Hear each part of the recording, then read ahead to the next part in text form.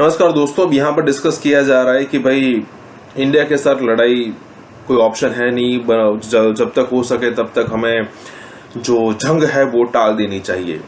1947, 65, 71 और कारगिल। भाई साहब, ये इस समय पर आपकी मतलब की जो बुद्धि थी वो क्या घास चराने गई थी? 65 में आपको ऐसा लगता था कि भाई इंडिया जो है वो वीक है और सिचुएशन इतनी खराब हो चुकी है कि भाई चाइना से लड़े हार चुका है तो कभी भी उस पर अटैक कर देंगे, और पूर्व प्लानिंग के साथ आप आए थे। लेकिन एक चीज में आपने मिसकैलकुलेशन कर दिया था कि भाई इंडिया जो है वो इंटरनेशनल बॉर्डर को क्रॉस नहीं करेगा, लेकिन इंडिया ने कर दिया। उसके बाद अगर देखो 71 में फिर से आपने एक शुरुआत की, 2 टुकड़े हो गए, फिर से कारगिल हो गया, तो कारगिल में तो आपको भागना पड़ा, लिटरली भागना पड़ा। और उसके बाद तो मुशर्रफ इतनी गंदी मौत मरा है, भागता ही रहा अपने देश से। कहने का मतलब ये है कि जब समय होता है तब आपको ये समझ में नहीं आता, लेकिन जब वो समय चला जाता है, हार जाते हो आप, तब आपको पता चलता है कि भाई नहीं, हमने अगर लड़ाई ना की होती या फिर लड़ाई नहीं करनी चाहिए। इसी के साथ ये वीडियो शुरू करते हैं। और हाँ दोस्तों, सुपर थैंक्स के जरिए हमें मदद करना ना भूलें। जिस बात पे बहुत कलक होता है, जिस पे इतना दुख होता है कि अल्फाज नहीं मिलते कि हमने क्या किया, हमसे भी क्या हो सका मोहब्बत में, तुमने तो खैर बेवफाई की। यानी ये बात तो ठीक कही शीरी मज़ारी ने कि क्या कर रहे हैं हम। देखिए, आप जंग बाज़-औक़ात नहीं हो सकती, रसूल सल्लल्लाहु अलैहि वसल्लम ने भी जंग टाल दी थी। उनसे ज्यादा मुखलिस, सच्चे, खरे, बहादुर, बेबाक कभी कोई तसव्वुर ही नहीं हो सकता तारीख़ इंसानी। उन्होंने भी जंग टाल दी थी, एक दफा नहीं कई दफे जंग टाल दी। और जंग टाल देने वाली ही चीज है। जंगों का शौक नहीं पालना चाहिए। जंग उससे तैमूर और चंगेज पैदा होते हैं जो इंसानियत के लिए तबाही लाते हैं, तबाही लेके आते हैं। लेकिन तैयार तो रहना चाहिए। हमारे वजीर आजम साहब जब ये कहते हैं ना कि जंग नहीं होनी चाहिए, जंग नहीं होनी चाहिए, बहुत मुझे सदमा होता है। ये अंदाज़ फिक्र ही गलत है। भाई जंग नहीं होनी चाहिए, मगर ये कहना तो नहीं चाहिए। जंग किसी मसले का हल नहीं है। नहीं, ये कहना तो नहीं चाहिए ना। खुदा अल्लाह ने किस लिए कहा है कि अपने घोड़े तैयार रखो? किस लिए कहा? इसलिए कहा खौफ के तबादन से अमन कायम होता है। इतनी कुर्बानियां उन्होंने दी। देखिए, मसला अक़वाम मुत्तहिदा के रेज़ोल्यूशंस हैं। सऊदीया का जो दौरा होने जा रहा है आर्मी चीफ का, उससे क्या उम्मीदें हैं आपकी हारून साहब? हालात ठीक क्या हो बेहतर होंगे? वो ठीक होंगे हालात। वैसे मेरा जाती ख्याल ताउन भी होगा, ताउन भी आपस में एक दूसरे ताउन के सिवा तो कोई चारा ही नहीं है। देखिए, मेरा वैसे जाती ख्याल है कि इतनी ताजील की कोई जरूरत नहीं थी। वो जो उस पे आते हैं यौम स्याह पे, तो फिर उस पर बात करते। इतनी ताजील की जरूरत नहीं थी। देखिए, हमारे लोग हैं वहां पे, फौजी तरबियत के लिए एडवाइजर्स हर तरह के निजाम में वो मौजूद हैं। उसकी इकोनॉमी के लिए। और हिजाज में तो वैसे ही आप गैर मुसलमानों को आप रख ही नहीं सकते। तो वो क्या अपना दिफा जो है वो इसराइल के हवाले कर देंगे, अमेरिका के हवाले कर देना। अमेरिका ने तो अभी वापस भी बुला लिया अपने कोई। पाकिस्तान से ज्यादा काबिल एतबार दोस्त नहीं मिलेगा। सवाल ही नहीं पैदा। मक्का हिजाज मुकद्दस पे, मदीना मुनव्वरा पे, शहर नबी पे और मक्का मुकरमा पे कोई जान छिड़कता है तो पाकिस्तान। उनके सिवा अगर कोई हैं तो तुर्क हैं। वैसे सारी दुनिया के मुसलमानों का ये जज्बा है। वो अरबों में वो जो रसूल ने कहा वाइलुल अरब, वो पूरी हदीस ये है कि मैं फितनों का दरवाजा खुलते हुए देख रहा हूँ। और एक दूसरी हदीस ये कहती है कि हर घर से फितने उठेंगे। वैसे उसको जनरलाइज नहीं करना चाहिए, इसलिए कि किरदार इंडिविजुअल का होता है, कौम का नहीं होता। अरबों में भी ऐसे लोग होंगे गैरत किसी इंडिविजुअल की वजह से कौम जो है वो, और जो निजाम है उनका अलबत्ता वो जो है मुलूकियत में यही होता है।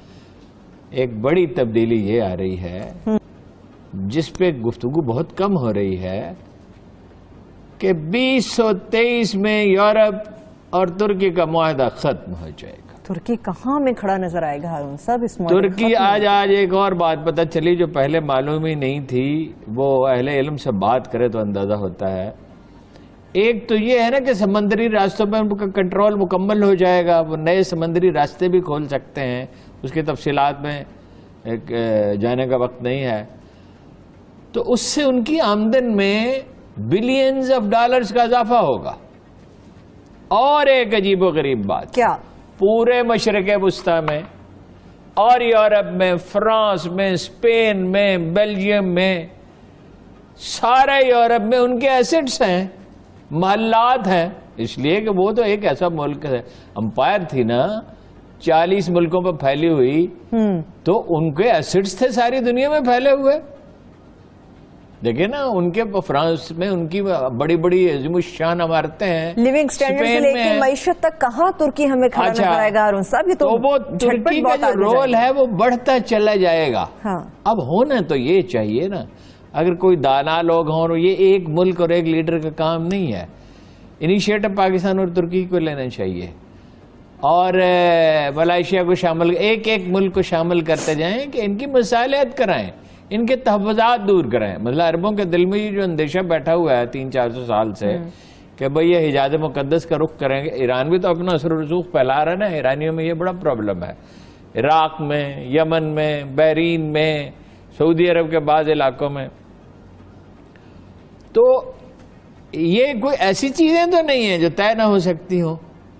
پھر اس میں ایک نیا فیکٹر آ گیا، وہ بریک سے واپس چین آ گیا ہے اس میں. چائنا اس میں کس طرح سے آیا، اس کی انوالومنٹ کیسی رہے گی؟ ایک چھوٹی سی بریک سے واپس آ کے اس میں بات کروں گی. اس نئے فیکٹری چائنا کی انوالومنٹ کے حوالے سے بات کر رہے تھے. چین ہیلپ فل ہو سکتا ہے نا ایران اور عربوں کے تعلقات بہتر بنانا، اس لیے کہ عربوں سے اس کو کوئی تضاد تو نہیں ہے. لیکن وہ نیپال میں انویسٹمنٹ کر سکتا ہے، بنگلہ دیش میں انویسٹمنٹ کر سکتا ہے، عالم عرب میں کیوں نہیں کر سکتا؟ اور اس کا کسی قسم کا کوئی تضاد اور کوئی جھگڑا نہیں ہے.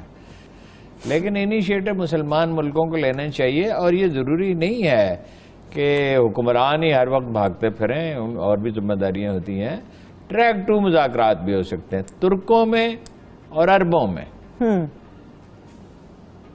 اور ترکوں میں اور عربوں میں بھی، اور ایرانیوں کے ساتھ، اور اسی طرح پاکستان کے بارے میں بھی اگر ہو. میرا نہیں خیال کہ اب ایرانیوں کے پاکستان کے بارے میں، ترکوں اور عربوں کی اگر بات کرتے ہیں تو کوئی نتیجہ خیز یہ ہوں گے مذاکرات؟ کوئی ایسے اگر دیکھیں فالو اپ کرنا پڑتا ہے، اگر بتدریج بات چیت ہو. عربوں کے تحفظات ہیں ایران سے، ایران کے تحفظات ہیں عربوں سے، جی ٹھیک ہے.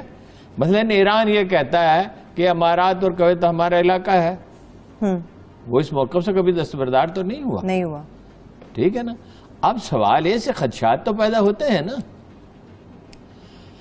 اسی طرح ایرانیوں کو ان سے اندیشہ ہے کہ بھئی یہ ساری انرجی ہمارے خلاف استعمال کر رہے ہیں. یہ بات ٹھیک بھی ہے کہ بھئی ایران ہی نمبر 1 ہے، ایران سے ٹارگٹ ہے. انہوں نے صدام حسین کا ساتھ دیا، تو صدام حسین نے کیا کیا؟ اس سے عرب دنیا کو اور ایرانیوں کو $2000 بلین کا منیمم نقصان ہوا، دشمنی گہری ہو گئی. اس وقت بھی اس بات کی ضرورت تھی کہ کوئی ان کی مصالحت کرانے کو. صدام کسی کی سننے کے لیے تیار نہیں تھا، اور امام خمینی جو بڑی خوبیوں کے آدمی تھے، بڑے بہادر آدمی تھے وہ بڑے آدمی، وہ تو بہت سادہ زندگی بسر کرتے تھے. ایک آدمی نے جو اتفاق سے وہاں موجود تھا مجھے بتایا کہ انہوں نے ایک دفعہ ایرانی کابینہ کو بلایا کھانے پہ، اور وہ اس نے پتہ کیا، پوچھا کہ کتنے پیسے خرچ ہوئے، تو پتہ چلا کہ 52 تومان. اور وہ پاکستانی اماؤنٹ میں کس طرح؟ وہ 500-700 روپے. یعنی یہ بتاؤ، یہ 30 سال پہلے کی بات ہے. اچھا اس وقت میں بھی تو شاید اتنے کم نہیں، سوال ہی پیدا نہیں ہوتا. مطلب کابینہ کو کھانا کھلایا، میں نے کہا کیا کھلایا؟ انہوں نے کہا ابلے ہوئے چاول اور سیخ کباب، اور بس دیٹس آل. یہ ایک عام ایرانی کا کھانا یہی ہے. اچھا تھوڑا سا زعفران ڈال دیتے ہیں. زعفران، ایرانی زعفران کی تو پھر بات ہی اور ہے ہارون صاحب. چلے آگے بڑھتے ہیں. آپ نے ایران کی بات کی، میں چائنا کی بات کرتی ہوں. سی پیک کی بات کرتے ہیں. آپ کی باجوہ سب سے کیا بات ہوئی ہے سی پیک؟